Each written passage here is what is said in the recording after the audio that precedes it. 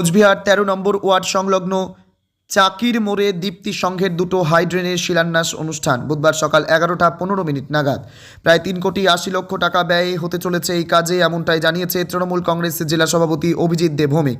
দীর্ঘদিনের দাবি অনুসারে এই কাজ পূরণ হলে অনেকটাই সুবিধা পাবে সাধারণ মানুষ। আজকের এই অনুষ্ঠানে উপস্থিত ছিলেন কোচবিহার জেলার তৃণমূলের কংগ্রেসের সভাপতি অভিজিৎ দে ভৌমিক, ডিপিএসসি চেয়ারম্যান রজত বর্মা সহ কোচবিহারের বিভিন্ন ওয়ার্ডের কাউন্সিলর। কি জানাচ্ছে বিষয় নিয়ে জেলা সভাপতি, শুনে নেওয়া যাক। সমস্যা ছিল সেটা থেকে মানুষ এবার ভোগান্তি থেকে বেরোবে মনে করছে অনেক। এটা মাননীয় মুখ্যমন্ত্রীর অনুপ্রেরণাতেই কুচবিহারে যে উন্নয়নে চলছে তার একটা নতুন সংযোজন হচ্ছে।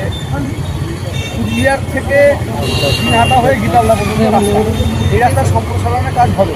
তার আগে পাশের ড্রেন, সেই ড্রেনটা হওয়া খুব দরকার সেটা, এবং সেটা কভার ড্রেন হবে, হাই ড্রেন যেভাবে বড় বড় রাস্তাতে হয় দুপাশে, সেইভাবেই কিন্তু এটা হবে এবং তার কাজের শুভ সূচনা হচ্ছে। আর এটা প্রায় ৪ কিলোমিটার জুড়েই ড্রেন হবে।